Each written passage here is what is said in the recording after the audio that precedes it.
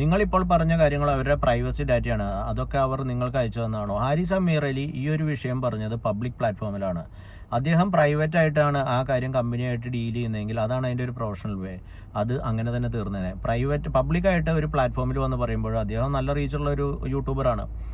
പലതും നമ്മുടെ കസ്റ്റമേഴ്സൊക്കെ ഇത് ചോദിച്ചിരുന്നു. ഒബ്വിയസ്ലി നമ്മൾ നമ്മുടെ മാനേജ്മെൻറ്റിനോട് ചോദിക്കും എന്താണ് ഇതിലെ കാര്യം, അദ്ദേഹത്തിന് നീതി കിട്ടാത്ത വിഷയമുണ്ടോ, എന്താണ് അദ്ദേഹത്തിൻ്റെ പ്രശ്നങ്ങളെന്ന് നമ്മൾ ആലോചിക്കുമല്ലോ. ഇപ്പോൾ നിങ്ങളുടെ കമ്പനിക്കെതിരെ ഒരു ആരോപണം വന്നു കഴിഞ്ഞാൽ മാനേജ്മെൻറ്റ് നോട്ടീസ് ബോർഡിലിടില്ലേ, ഇന്ന കാര്യങ്ങളാണ് ഉള്ളത്, ഇന്ന കാര്യങ്ങൾ ക്ലാരിഫിക്കേഷൻ തരില്ലേ. അതുപോലെ ടാറ്റ കമ്പനിയും തന്നിരുന്നു ഇതാണ് അദ്ദേഹത്തിൻ്റെ പ്രശ്നം എന്നുള്ളത്. കാര്യം നമുക്കത് നമ്മുടെ കസ്റ്റമറോട് പറയേണ്ടതുണ്ട്, എന്തുകൊണ്ട് ഈ ക്ലെയിം ഡിനയിൽ വന്നു, എന്താണ് ഇതിൻ്റെ റീസൺ എന്നുള്ളത്. അപ്പോൾ ഇത്തരത്തിലുള്ള കാര്യങ്ങളൊക്കെ എന്തായാലും ഏത് കമ്പനി ആയാലും അത് പബ്ലിക് പ്ലാറ്റ്ഫോമിൽ വന്നുകൊണ്ടാണ് അദ്ദേഹത്തിൻ്റെ ഡാറ്റയും കാര്യങ്ങളൊക്കെ. ഡാറ്റ എന്ന് പറഞ്ഞു കഴിഞ്ഞാൽ അദ്ദേഹത്തിൻ്റെ പേഴ്സണൽ ഡീറ്റെയിൽസ് ഒന്നുമല്ല, അദ്ദേഹത്തിന് എന്താണ് അസുഖം, എന്തുകൊണ്ടാണ് ക്ലെയിം ഡിനയിൽ വന്നത്, ആ കാര്യങ്ങളൊക്കെ നമുക്ക് ഡീറ്റെയിൽസൊക്കെ നമുക്ക് കിട്ടിയിരുന്നു. അദ്ദേഹവും അത് വീഡിയോയിലൊക്കെ വെളിപ്പെടുത്തിയിട്ടുണ്ടായി. പിന്നെ അദ്ദേഹം പറയുന്നത് വലിയ രീതിയിലുള്ള സാധാരണക്കാരാണ്, പാവങ്ങളാണ്, ഇത്രത്തോളം കരയേണ്ട കാര്യമൊന്നും അദ്ദേഹത്തിനില്ല. അദ്ദേഹമാണ് മുന്നേ ജപ്പാനിൽ പോയിട്ട് ജപ്പാൻ വിസയില്ല, അദ്ദേഹത്തിന് ഷിപ്പിൽ നിന്ന് ഇറങ്ങാൻ പറ്റുന്നില്ല. ഞാൻ ജപ്പാനിൽ മുന്നേ പോയിട്ടുള്ള ആളാണ്, അവിടെ വിസയില്ല, അതൊന്നും അവർ കൊണ്ടുപോയില്ല. അതുപോലെ തന്നെ ജപ്പാൻകാർക്ക് ഇന്ത്യക്കാരോട് യാതൊരു ദേഷ്യമില്ല. നമ്മൾ പ്രോപ്പറായിട്ടുള്ള ഡോക്യുമെൻ്റ് ഉണ്ടെങ്കിൽ മാത്രമാണ് ജപ്പാനിലൊക്കെ ഇറക്കി വിടുള്ളൂ. അദ്ദേഹം അതിന് വേണ്ടിയിട്ട് ജപ്പാനിലെ ഓഫീസറെ കാല് പിടിച്ചു, ഞാൻ $10,000 കൊടുക്കാമെന്ന് പറഞ്ഞു. അപ്പോൾ അദ്ദേഹം പലപ്പോഴും പണക്കാരൻ്റെ റോളും എടുക്കും, അതുപോലെ തന്നെ പാവപ്പെട്ടവൻ്റെ റോളും എടുക്കും. അതുപോലെ തന്നെയാണ് അദ്ദേഹം അതിനുശേഷം ആ ക്രൂയിസ് കമ്പനീനും കുറേ കുറ്റം പറയേണ്ടായിരുന്നു. ഇത് ഇദ്ദേഹത്തിൻ്റെ ഒരു സ്ഥിര ഏർപ്പാടായിട്ട് എനിക്ക് തോന്നുന്നത്. അദ്ദേഹത്തിന് എന്തെങ്കിലും കാര്യം നടന്നിട്ടില്ലെങ്കിൽ അദ്ദേഹം ഒരു പബ്ലിക് മീഡിയയിൽ വന്നിട്ട് കമ്പനികളെ കുറ്റം പറയാം. എനിക്ക് പല ഇഷ്യൂസ് ഉണ്ടെന്നേ പല കമ്പനീസുമായിട്ട്, ചിലവരുടെ സർവീസൊന്നും ഇഷ്ടാവില്ല. ഞാൻ പ്രൊഫഷണലി എന്താ ചെയ്യുക, ഞാൻ ഒരു പ്രൊഫഷണലി ആണെങ്കിൽ ഞാൻ പബ്ലിക് പ്ലാറ്റ്ഫോമിൽ വന്നിട്ട് അതിനെ കുറ്റം പറയില്ല.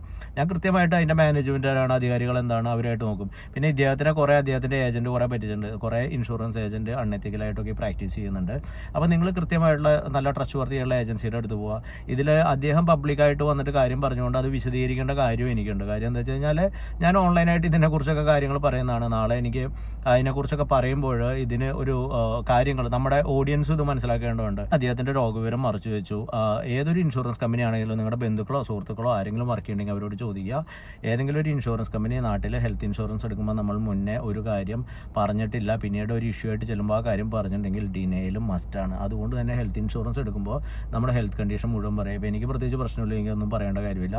എന്തെങ്കിലും മുന്നേ ഞാൻ ഇത്തരത്തിൽ ഇപ്പോൾ കൂർക്കമ്പലി, സാധാരണ കൂർക്കമ്പലി ഒന്നല്ല, അതൊരു ഡിവൈസൊക്കെ വെച്ച് കൺട്രോൾ ചെയ്തതാണ്. പിന്നെ അദ്ദേഹത്തിന് പോളിസി കൊടുത്തത് റോങ് പ്രാക്ടീസാണ്. കാര്യം അദ്ദേഹത്തിന് കാണുമ്പോൾ തന്നെ അറിയാം, ബോഡി മാസ് ഇൻഡെക്സ് എന്ന് പറഞ്ഞൊരു സാധനമുണ്ട് ഇൻഷുറൻസിൽ. നിങ്ങൾ LICയുടെ ഒരു പോളിസി എടുത്താലും അതിൽ നിങ്ങളുടെ വെയിറ്റ് നോക്കിയിട്ടാണ് നിങ്ങൾക്ക് ഇൻഷുറൻസ് ആയത്. അതുപോലെ തന്നെയാണ് ഹെൽത്ത് ഇൻഷുറൻസിലും. അപ്പോൾ അതായത് നിങ്ങൾക്ക് ഒരു 150 സെൻറ്റിമീറ്റർ പൊക്കമുണ്ടെങ്കിൽ മാക്സിമം നിങ്ങൾക്ക് ഒരു 10 കിലോ കൂടാൻ പാടുള്ളൂ. അദ്ദേഹത്തിന് എനിക്ക് നല്ല ഹൈറ്റും ഉണ്ട്, അതിലേറെ വെയിറ്റും ഉണ്ട്. അതൊക്കെ കുറച്ച് കാണിച്ചിട്ടായിരിക്കും ആ പോളിസി എടുത്തിട്ടുണ്ടായിരിക്കും. അപ്പോൾ പല റോങ് പ്രാക്ടീസുകളും ഏജൻസി ചെയ്യുന്നതാണ്. ഇദ്ദേഹം ചെയ്തു എന്നല്ല ഞാൻ പറയുന്നത്.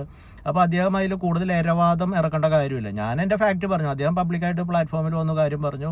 അപ്പോൾ അതിന് ഒരു ഉത്തരവാദിത്തപ്പെട്ട ഒരാളെന്ന നിലയിൽ ഞാൻ എൻ്റെ വാദങ്ങൾ പറഞ്ഞു. അത് വളരെ സഭ്യമായുള്ള രീതിയിലാണ് പറഞ്ഞത്.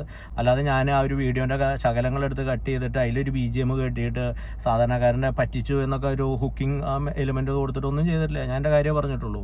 ഇത് ഏത് ഇൻഷുറൻസ് കമ്പനിയിൽ പോയാലും ഡിനയിലുള്ളൊരു കേസുണ്ട്. എന്നിട്ടും അദ്ദേഹത്തിന് ക്ലെയിം കിട്ടണം തന്നെയാണ് എൻ്റെ ആഗ്രഹം. അദ്ദേഹത്തിന് ഓംബുഡ്സ്മാനിൽ പരാതിക്ക് പോകാം, അദ്ദേഹത്തിന് ചെയ്യാം. അദ്ദേഹം ഇപ്പോഴും പറയുന്നത് എന്നെ ആരും അധികാരികളാരും വിളിച്ചിട്ടില്ല. പിന്നെ ടാറ്റ ഇൻഷുറൻസിനെ കുറിച്ച് പറയുമ്പോൾ AIG എന്ന് പറയുമ്പോൾ നമ്മുടെ ഈ ബേപ്പൂർ ഒരു 2 മാസം മുന്നേ കപ്പൽ പറഞ്ഞല്ലോ. ഈ കപ്പൽ ഇൻഷുർ ചെയ്ത് ടാറ്റയുടെ മറൈൻ കമ്പനിയാണ്, AIGയുടെ തന്നെ മറൈൻ ഇൻഷുറൻസ് വിഭാഗമാണ്. 6.5 കോടി രൂപയാണ് കമ്പനി സെറ്റിൽ ചെയ്തത്. അപ്പോൾ 6.5 കോടി കൊടുക്കാമെങ്കിൽ ഇദ്ദേഹത്തിനുള്ള ആ ചെറിയ എമൗണ്ട് എന്ന് പറഞ്ഞാൽ ഒരു കപ്പലിന് മേടിക്കാനുള്ള പൈസയുള്ളൂ. പക്ഷേ പ്രൊസീജിയറാണ്, ഓരോ സ്ഥലത്ത് ഓരോ വർക്ക് ചെയ്യുമ്പോൾ അതിന് പ്രൊസീജിയറുണ്ട്. ക്ലെയിം ഡിപ്പാർട്ട്മെൻറ്റിന് ഇത് ഇഷ്യൂ ചെയ്യാൻ പറ്റില്ല, അവരുടെ പണിയാണ് അവർ നോക്കുന്നത്.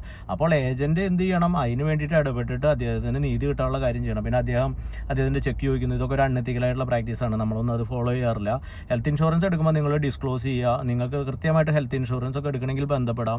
നമ്മൾ പോളിസീസൊക്കെ ധാരാളം കൊടുക്കുകയാണ്, ക്ലെയിമൊക്കെ സെറ്റിൽ ചെയ്യാൻ. പിന്നെ അദ്ദേഹത്തിൻ്റെ പേഴ്സണൽ ഡാറ്റ ആ വീഡിയോൻ്റെ ഇടയിൽ വരുന്ന അദ്ദേഹത്തിൻ്റെ പേഴ്സണൽ ഡാറ്റ ഒന്നുമല്ല, ഞങ്ങൾക്കത് സാമ്പിളായിട്ട് നമ്മൾ തന്നെ ഡെവലപ്പ് ചെയ്യുന്നതാണ്. കാര്യം എന്താ വെച്ചാൽ ക്ലെയിം സെറ്റിൽ ചെയ്യുമ്പോൾ നമ്മളെല്ലാം മാർക്കറ്റിങ്ങിൻ്റെ ഭാഗമായിട്ട് നമ്മുടെ സക്സസ് സ്റ്റോറീസൊക്കെ കാണിക്കുള്ളൂ, അത്രയുള്ള കാര്യങ്ങളേ ഉള്ളൂ.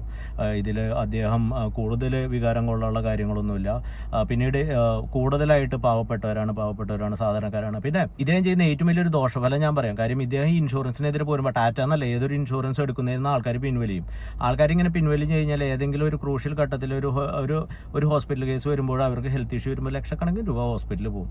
ഇത് നമ്മുടെ ഒരു ഫിനാൻഷ്യൽ സ്റ്റെബിലിറ്റീനെ, മൊത്തത്തിലുള്ള കേരളത്തിലുള്ള ഫിനാൻഷ്യൽ സ്റ്റെബിലിറ്റീനൊക്കെ ബാധിക്കുന്ന രീതിയിൽ ഹെൽത്ത് ഇൻഷുറൻസ് എടുത്തില്ലെങ്കിൽ പോകും. നമ്മളൊരു സാമ്പത്തിക അച്ചടക്കം പാലിക്കുന്നുണ്ടെങ്കിൽ വികസിത രാജ്യങ്ങളെ പോലെ എല്ലാവരും ഹെൽത്ത് ഇൻഷുറൻസ് എടുക്കുക, ഇൻഷുർഡ് ആയിരിക്കുക.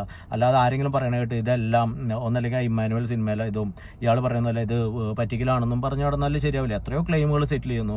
അവരുടെ ക്ലെയിം സെറ്റിൽമെൻറ്റ് റേഷ്യോനെ 90% അബവാണ്. 10% ഒക്കെ ഇത്തരത്തിലുള്ള കാരണങ്ങൾ കൊണ്ട് കൊടുക്കാതിരിക്കേണ്ട, എല്ലാം കൊടുക്കുക എന്നല്ല, കൃത്യമായിട്ടുള്ള ഏജൻസിയിൽ രേഖപ്പെടുത്തിയിട്ട് ഇൻഷുറൻസ് എടുത്താൽ പക്കയായിട്ട് നിങ്ങൾക്ക് 100% ആയിട്ട് ക്ലെയിം കിട്ടുന്നത് എൻ്റെ കസ്റ്റമറിന് ഒക്കെ അനുഭവമുള്ള കാര്യമാണ്. എന്തെങ്കിലും ഇഷ്യൂ ഉണ്ടെങ്കിൽ ഇതേപോലെ തന്നെ നോൺ ഡിസ്ക്ലോസ് ചെയ്ത ഇഷ്യൂസ് വരുമ്പോൾ മാത്രമാണ് നമ്മൾ കിടക്കുന്നത്. പക്ഷേ നമ്മൾ പരമാവധി ട്രൈ ചെയ്യാറുണ്ട് അതുകൂടി മേടിച്ചു കൊടുക്കാൻ. Okay bros, thanks.